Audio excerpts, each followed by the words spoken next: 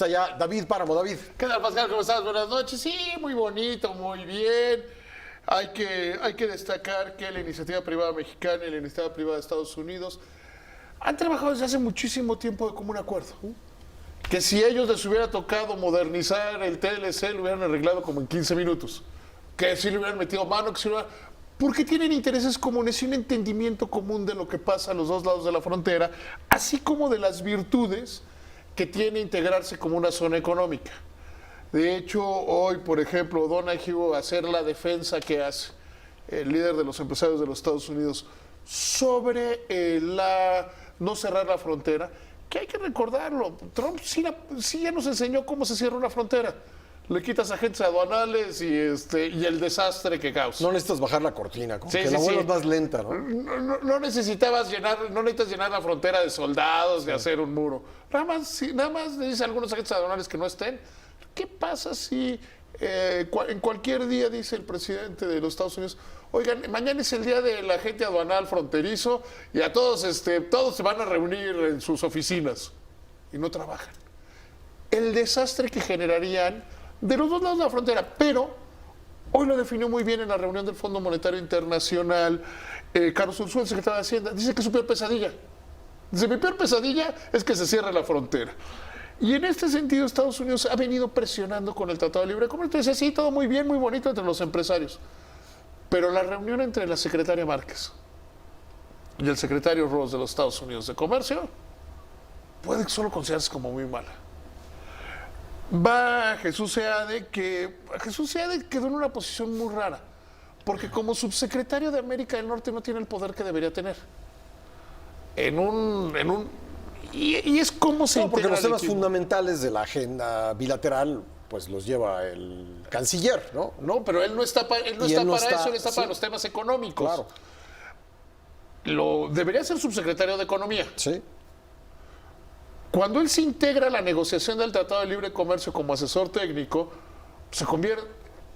descubrió el propio gobierno de transición, que era una figura muy famosa y muy respetada en el comercio mundial.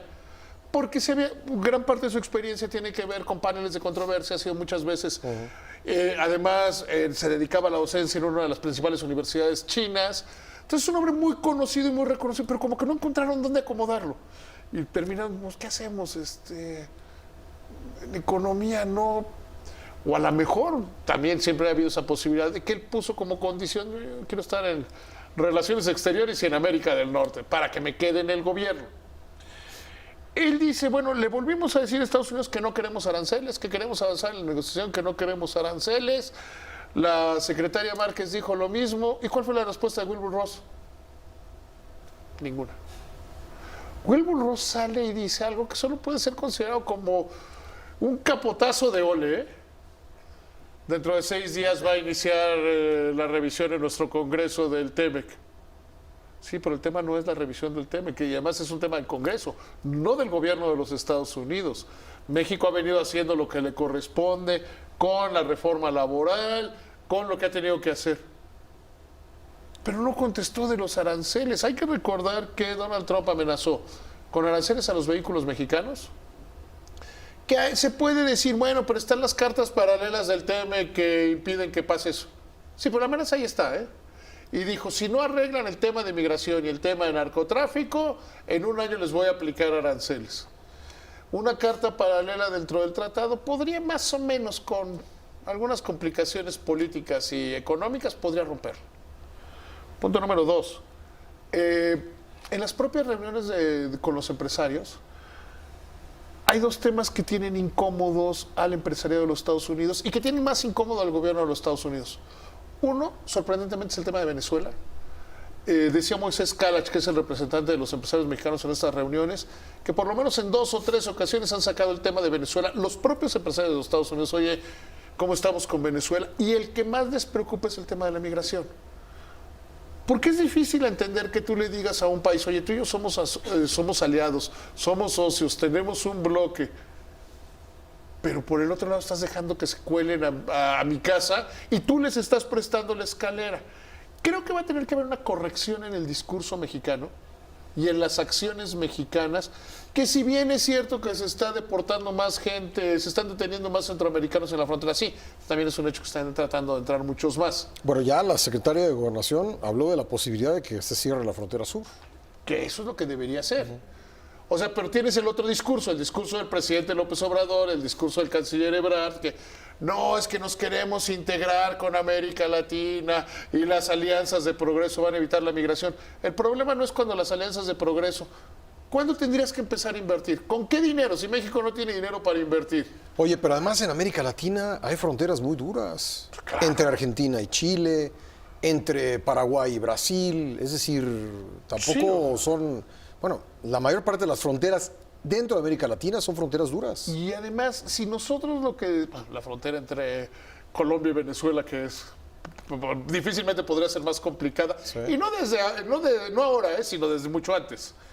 El tema es, si tú le dices a Estados Unidos, yo quiero que el Tratado de Libre, como dice el presidente López Obrador, yo quiero que el Tratado de Libre Comercio funcione, lo vamos a respetar, cumplimos nuestra palabra. No le puedes decir a alguien que quieres que sea tu socio cuando le estás haciendo algo que le molesta tanto como la migración ilegal. Que, ojo, la migración ilegal ya no es un problema de México, Estados Unidos. Desde 2009, la tasa de migrantes ilegales mexicanas y la tasa de reposición va en contra. Es decir, cada vez hay menos ilegales mexicanos viviendo en los Estados Unidos. Desde 2009 para acá, llevamos 10 años continuamente disminuyendo. Y eso tiene que ver con la estabilidad económica. Por poco que ganen en México, prefieren quedarse en México y no irse a los Estados Unidos. Entonces, no es un problema, el tema de la inmigración ilegal no es un problema de mexicanos a Estados Unidos. Es un problema de cómo entran los demás países del mundo a los Estados Unidos.